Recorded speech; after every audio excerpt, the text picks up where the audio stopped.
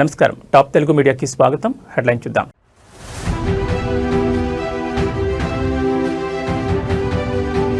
పీఠికాపుర సంక్రాంతి మహోత్సవాల్లో ఉత్సాహం.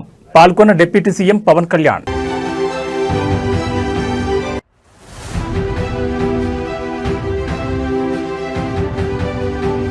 వర్సిటీ భూములపై కాంగ్రెస్ సర్కార్ కుట్రలు. కాంగ్రెస్ ప్రభుత్వంపై కేటీఆర్ సంచలన ఆరోపణలు.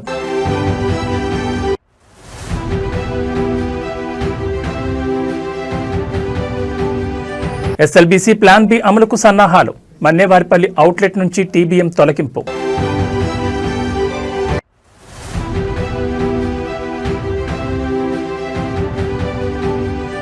నల్గొండ జిల్లాలో ఘోర రోడ్డు ప్రమాదం. అక్కడికక్కడే ముగ్గురు దుర్మరణం.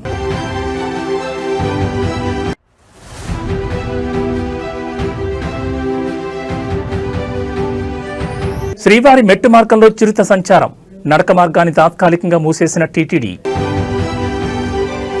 ఇక వివరాలు చూస్తే ఏపీలో సంక్రాంతి సందడి మొదలైంది. ఉభయ గోదావరి జిల్లాలతో పాటు కృష్ణా, గుంటూరు జిల్లాలో సంక్రాంతి సంబరాలు, ముగ్గుల పోటీలతో పండగ శోభ 4 రోజుల ముందే వచ్చేసింది. వీధుల్లో హరిదాసుల సందడి, రంగవల్లులో గొబ్బెమ్మలు, ఆరుబయట పిండి వంటలు, చుట్టాల కబుర్లు, బంతి భోజనాలు, కోడిపందాలతో పండగ హడావిడి మొదలైంది. డిప్యూటీ సీఎం పవన్ కళ్యాణ్ సొంత నియోజకవర్గమైన పిఠాపురంలో పీఠికాపుర సంక్రాంతి మహోత్సవ వేడుకలను ఆయన ప్రారంభించారు. ఈ సందర్భంగా చిన్నారులకు భోగి పండ్లను పోసి ఆశీర్వదించారు. అనంతరం రాష్ట్ర పర్యాటక శాఖ ఆధ్వర్యంలో హస్తకళలు, చేనేత కళల గొప్పతనాన్ని చాటి చెప్పేలా ఏర్పాటు చేసిన స్టాళ్లను ఆయన పరిశీలించారు. ప్రధానమంత్రి మాతృవందన యోజన కింద గర్భిణీ స్త్రీలకు ప్రభుత్వం తరపున సారిని అందించి ఆశీర్వదించారు. వారికి పోషకాహార కిట్లను అందజేశారు. అనంతరం సంక్రాంతి మహోత్సవాల్లో పవన్ కళ్యాణ్ ఉత్సాహంగా పాల్గొన్నారు. అక్కడి కళాకారులతో కలిసి సరదాగా డాన్స్ చేయగా పవన్ స్టెప్పులకు అభిమానులు కేరింతలు కొట్టారు. ఆవిష్కరణ మహోత్సవ వేడుకలకు మరి ఈ వేదిక సిద్ధంగా ఉంది.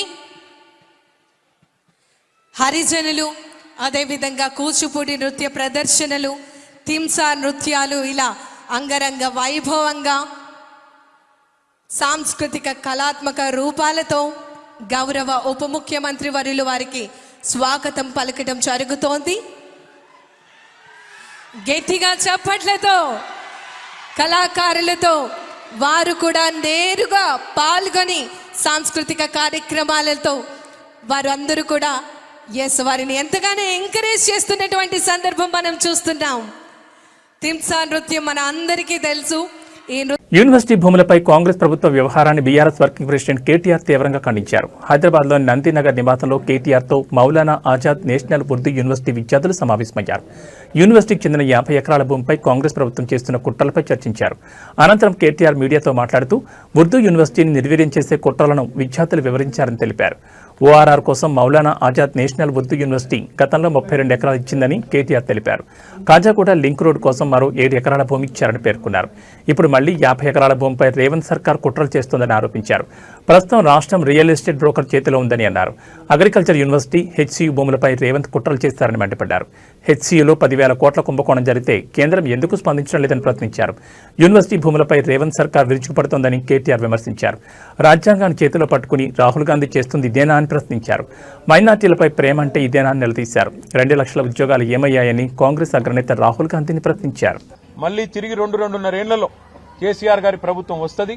వచ్చిన తర్వాత ఇదే యూనివర్సిటీలో ఆ ల్యాండ్ లోనే ఎక్స్పాన్షన్ కి కావాల్సిన డబ్బులు కూడా అవసరమైతే స్టేట్ గవర్నమెంట్ నుంచి మేమిచ్చి మీకు అండగా నిలబడతాం. Future expansion also we will take responsibility if the central government does not act.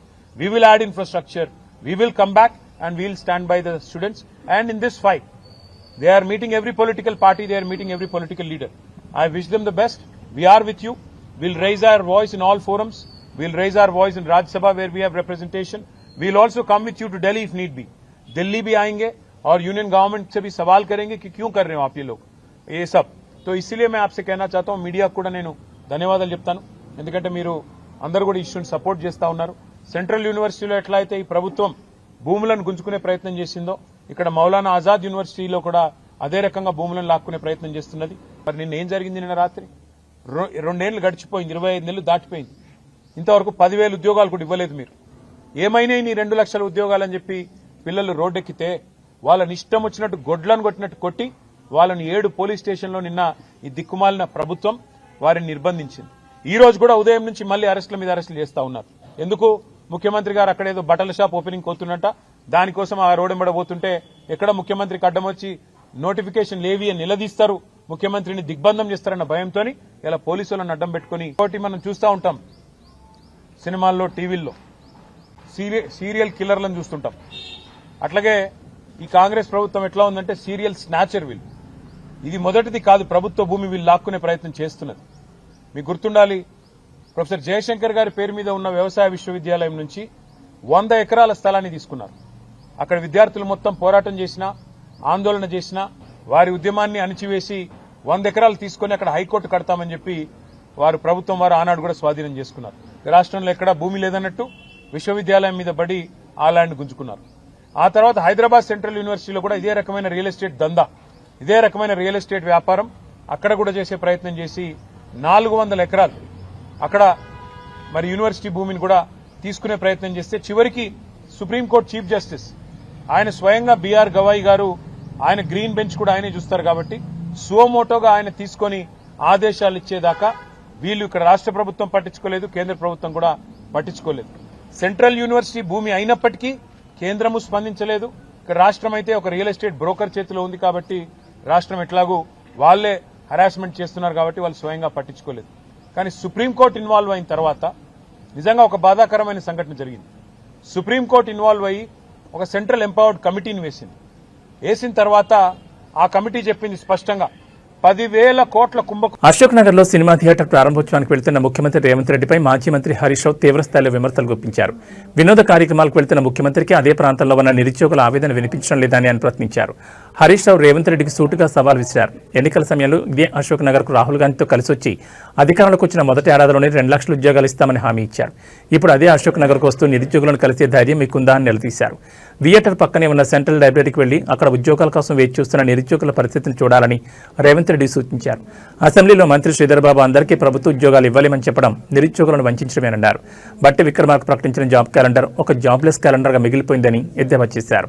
ఇవాళ రేవంత్ రెడ్డి గారు ఒక సినిమా థియేటర్ ఓపెనింగ్ పోతున్నారు. పోనీ మంచిదే, సినిమా టాకీస్ ఎవరు అశోక్ నగర్ లో పిలిచిందట, ఇబ్బంది కత్తిరించినందుకు అశోక్ నగర్ కు పోతున్నారు సినిమా టాకీస్ ఇనాగరేషన్.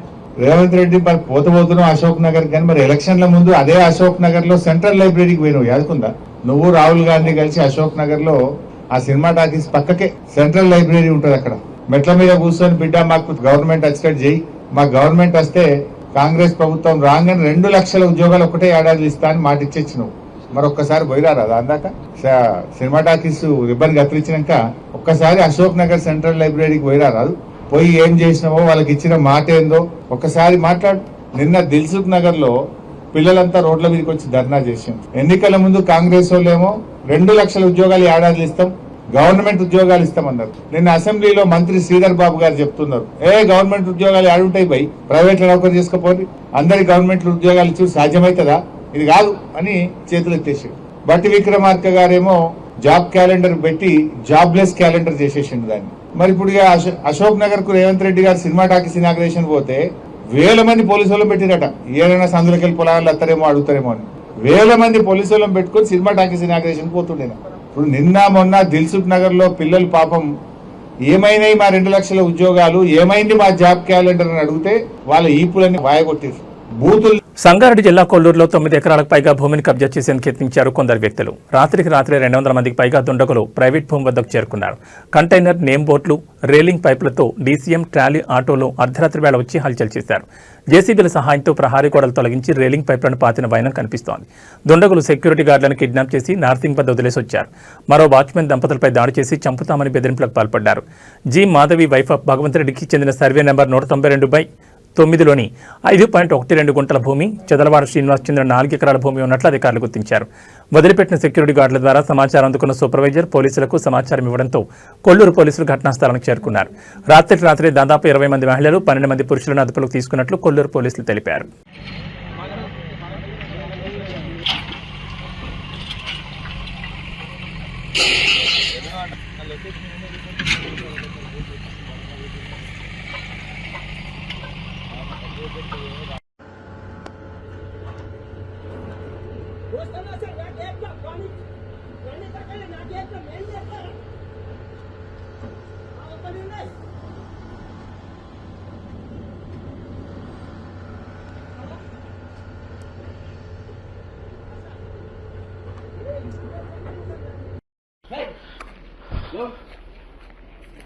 ఇంకా తెల్లారదే ఉండు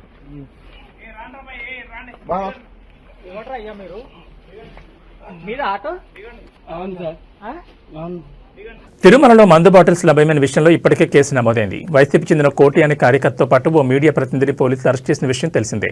అయితే కోటి అనే వ్యక్తి టీటీడీ మాజీ చైర్మన్ వైసీపీ నేత భూమన కరుణాకర్ రెడ్డి అనుచరుడని కూటమి నేతలు ఆరోపిస్తున్నారు. మద్యం బాటిళ్ల వివాదం వైసీపీ కుట్రగా పేర్కొంటూ విమర్శల వర్షాన్ని కురిపిస్తున్నారు. దీనిపై భూమన కరుణాకర్ రెడ్డి స్పందిస్తూ శుక్రవారం మీడియాతో మాట్లాడారు. కూటమి ప్రభుత్వం తిరుమల పవిత్రతను దెబ్బతీస్తోందని భూమన ఆరోపించారు.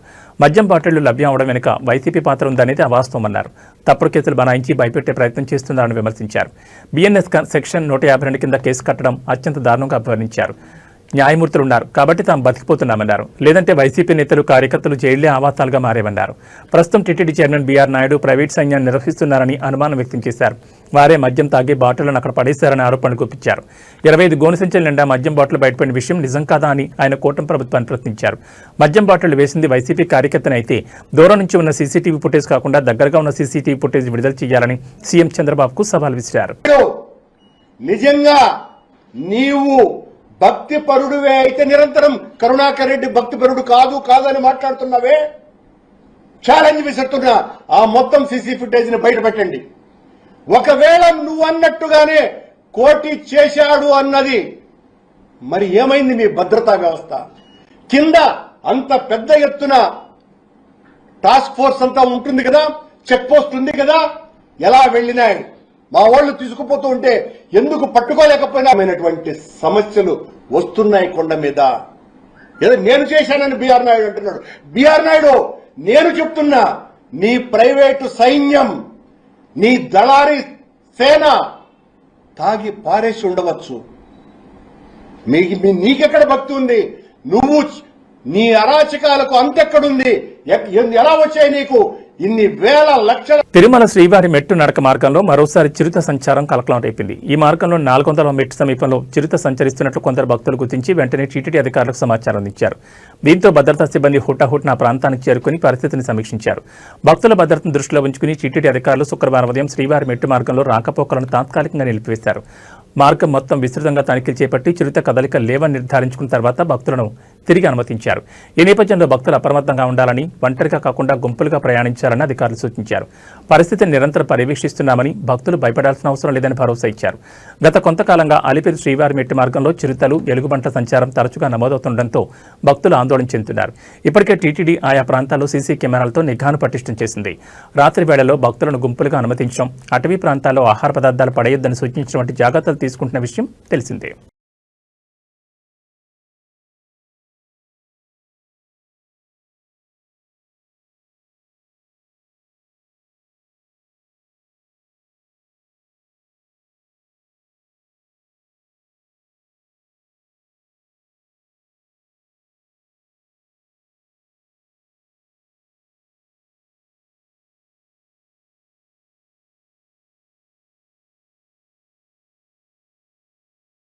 ఏళ్లుగా పెండింగ్లో ఉన్న శ్రీశైలం ఎడమగట్టు కాలువ సొరంగ మార్గం పనులను పూర్తి చేసేందుకు తెలంగాణ ప్రభుత్వం ప్లాన్ బి అమలు చేయబోతోంది. సాంకేతిక సమస్యలు, భౌగోళిక అడ్డంకుల దృష్ట్యా ఇప్పటి వరకు కొనసాగించిన టన్నెల్ బోరింగ్ మెషిన్ పద్ధతిని పక్కన పెట్టనుంది. సొరంగం తవ్వకంలో ఎదురవుతున్న అవాంతరాలను అధిగమించేందుకు ఇకపై డ్రిల్లింగ్ అండ్ బ్లాస్టింగ్ పద్ధతిని అనుసరించాలని అధికారులు ప్రభుత్వానికి విన్నవించారు. ఈ మేరకు ఇప్పటికే మన్నేవారిపల్లి అవుట్లెట్ వైపు ఉన్న భారీ టన్నెల్ బోరింగ్ మెషిన్ తొలగించే ప్రక్రియను కూడా విజయవంతంగా పూర్తి చేశారు. ఈ యంత్రాన్ని బయటకు తీసేందుకు ఇంజనీర్లు, సిబ్బంది సుమారు 4 రోజుల పాటు శ్రమించాల్సి వచ్చింది. గత ఏడాది ఫిబ్రవరిలో దోమలపెంట ఇన్లెట్ వైపు సొరంగం లోపల జరిగిన ఘోర ప్రమాదం కారణంగా పనులు పూర్తిగా నిలిచిపోయాయి. ఆ సమయంలో యంత్రాలు ఇరుక్కుపోవడం, భౌగోళికంగా రాళ్ల స్వభావం అనుకూలించకపోవడంతో ప్రాజెక్టు భవిష్యత్ ప్రతినాదకంగా మారింది. 2 వైపులా పనులు ఆగిపోవడంతో ప్రభుత్వం ప్రత్యామ్నాయ మార్గాలపై దృష్టి సారించింది. సొరంగం మార్గంలో ఉన్న శిలల పటుత్వం, భూగర్భ జలాల ఉనికిని తెలుసుకునేందుకు ప్రభుత్వం ఇటీవల హెలిబోర్న్ మ్యాగ్నెటిక్ జియోఫిజికల్ సర్వే నిర్వహించింది. ఈ సర్వే నివేదిక అధికారులకు అందడంతో దాని ఆధారంగా తవ్వక పనులను పునఃప్రారంభించేందుకు సిద్ధమయ్యారు. కొత్త పద్ధతిలో పనులు చేపడితే తక్కువ సమయంలోనే మిగిలిన తవ్వకాలు పూర్తి చేయొచ్చని నిపుణులు భావిస్తున్నారు.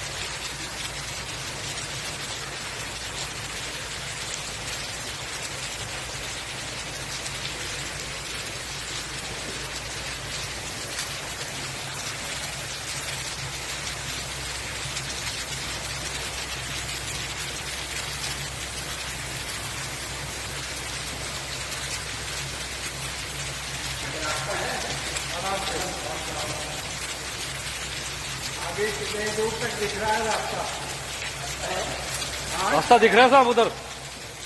ओके, दिख रहा, बोल रहे 100 मीटर 150 मीटर होगा।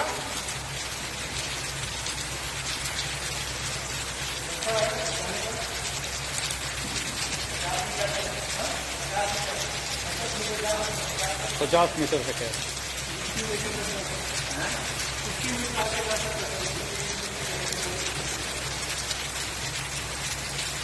कोई दिख रहा है सर? अच्छा,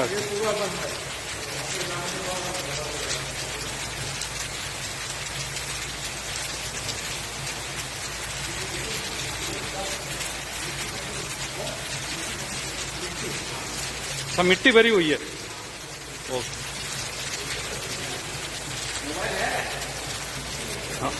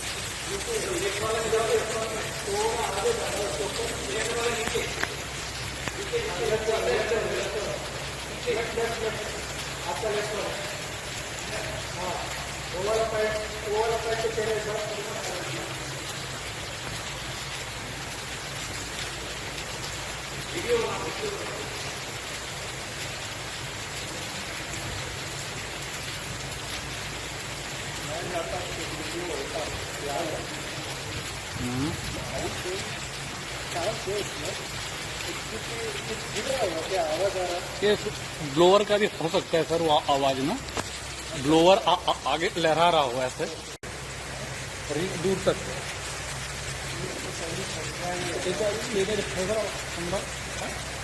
13,500 ना पंप स्टेशन 5 है ना ये। 13,500 और आवाजें आ रही है।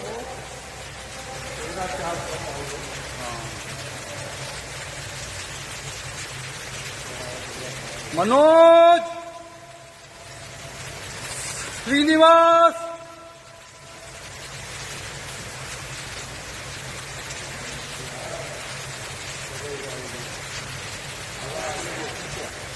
नहीं सर, बेल्ट डैमेज है इसके बाद में, बेल्ट डैमेज है ना इसके बाद। యూనివర్సిటీ భూములను కొల్లగొట్టేందుకు రేవంత్ సర్కార్ కుట్రలు చేస్తోందని మను విద్యార్థులు ఆరోపించారు. భూముల అమ్మకాలపై పోరాటం చేస్తుంటే వేధిస్తున్నారని మండిపడ్డారు. యూనివర్సిటీ భూముల జోలికొస్తే ఊరుకునేది లేదని హెచ్చరించారు. యూనివర్సిటీలో రియల్ ఎస్టేట్ దందా చేస్తే సహించమని వార్నింగ్ ఇచ్చారు.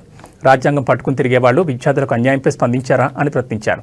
హైదరాబాద్ నందినగర్లో నివాసంలో కేటీఆర్తో సమావేశం అనంతరం మను విద్యార్థులు మీడియాతో మాట్లాడారు. రేవంత్ సర్కార్ కుట్రలపై ఆందోళన తీవ్రతరం చేస్తామని హెచ్చరించారు. ఈ వ్యవహారంపై ఎంపీలందరూ వెంటనే స్పందించాలని డిమాండ్ చేశారు. మను భూములపై అధికారులు రాతపూర్వకంగా సమాధానం ఇవ్వాలన్నారు. లేదంటే దేశవ్యాప్తంగా ఆందోళన తీవ్రతరం చేస్తామని హెచ్చరించారు.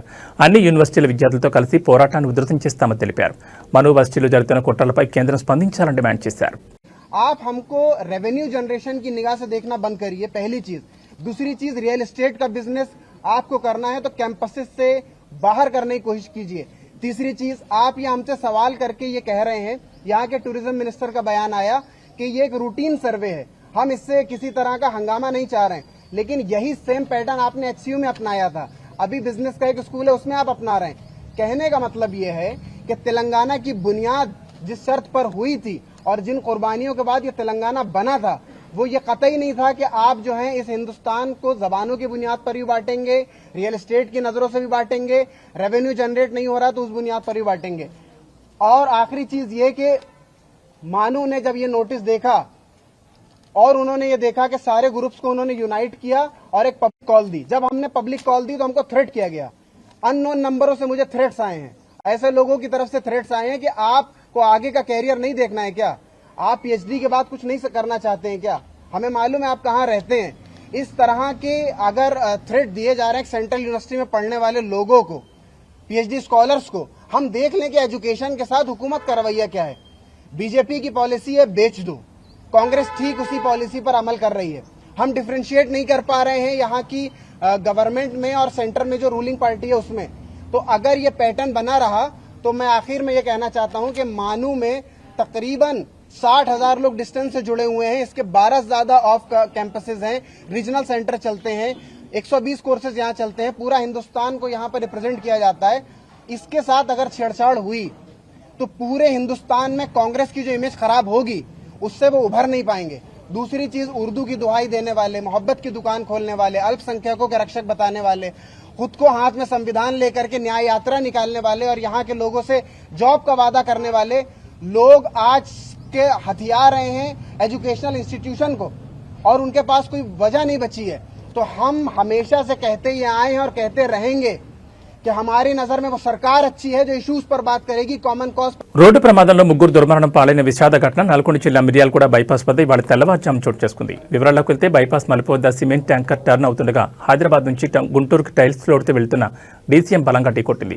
ఈ దుర్ఘటనలో డీసీఎంలో ఉన్న టైల్స్ అన్ని అందులో ఉన్న కూలీలపై పడడంతో ముగ్గురు కూలీలు అక్కడికక్కడే ప్రాణాలు విడిచారు. మరో ముగ్గురికి కూడా తీవ్రంగా గాయాలయ్యాయి. స్థానికుల సమాచారం మేరకు స్పాట్కు చేరుకున్న పోలీసులు గాయపడిన వారిని చికిత్స నిమిత్తం ఆసుపత్రికి తరలించారు. ఈ మేరకు కేసు నమోదు చేసుకుని దర్యాప్తు చేపడుతున్నారు.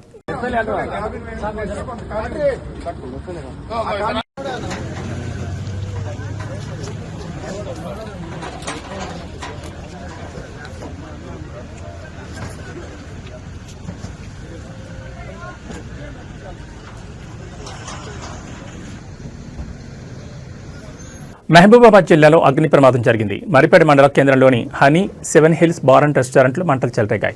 జనవరి 9న ఉదయం తెల్లవారుజామున రెస్టారెంట్లో మంటలు వచ్చాయి. స్థానికుల సమాచారంతో ఘటనా స్థలానికి వచ్చిన ఫైర్ సిబ్బంది మంటలు ఆర్పేశారు. ప్రమాదంలో 2 2-వీలర్ వెహికల్స్ కూడా దగ్ధమయ్యాయి. రెస్టారెంట్ పూర్తిగా దగ్ధమైంది. దాదాపు 40 లక్షల వరకు ఆస్తి నష్టం వాటిల్లినట్టు తెలుస్తోంది. విద్యుత్ షార్ట్ సర్క్యూట్తో ప్రమాదం జరిగినట్టు తెలుస్తోంది. కేసు నమోదు చేసుకుని దర్యాప్తు చేస్తున్నారు పోలీసులు.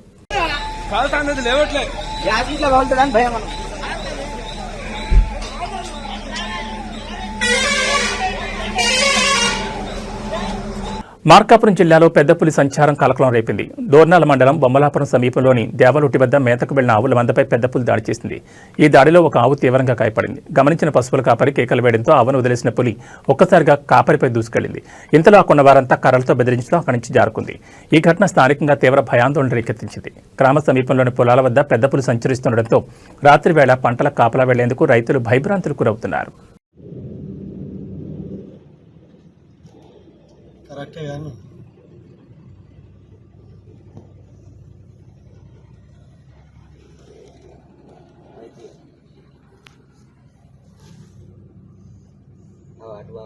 అటు వెళ్తాను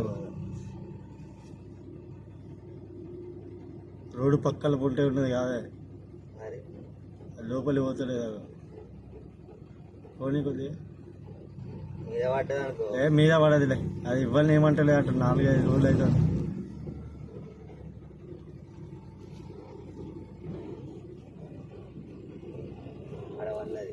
ఉన్నదా?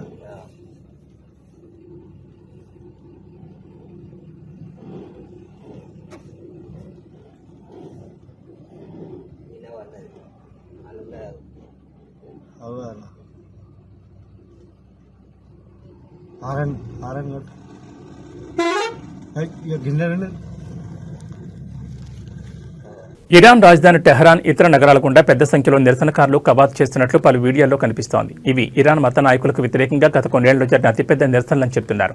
నిన్న రాత్రి టెహరాన్లో ఇరాన్లోని 2వ అతిపెద్ద నగరమైన మహషాద్లో శాంతియుత ప్రదర్శనలు జరిగాయి. భద్రతా దళాలు ఈ నిరసనలు ఆపలేదు. బీబీసీ పర్షియన్ ఆ వీడియోలను తనిఖీ చేసి ధృవీకరించింది. మరోవైపు దేశవ్యాప్తంగా ఇంటర్నెట్ బ్లాకౌట్ ఉందని ఒక మానిటరింగ్ గ్రూప్ రిపోర్ట్ చేసింది. ఇరాన్ సుప్రీం నాయకుడు అయతుల్లా అలీ ఖొమైనీని తొలగించాలని డిమాండ్ చేస్తూ నిరసనకారులు మాట్లాడడం వీడియోలో వినిపిస్తోంది. ప్రవాసంలో నివసిస్తున్న ఇరాన్ మాజీ రాజకుమారుడు రిజా పహ్లావి తిరిగి ఇరాన్ రావాలని కూడా వారు పిలుపునిచ్చారు. రోడ్డెక్కి నిరసన తెలియజేయమని రిజా పహ్లావి తన మద్దతుదారులను కోరారు.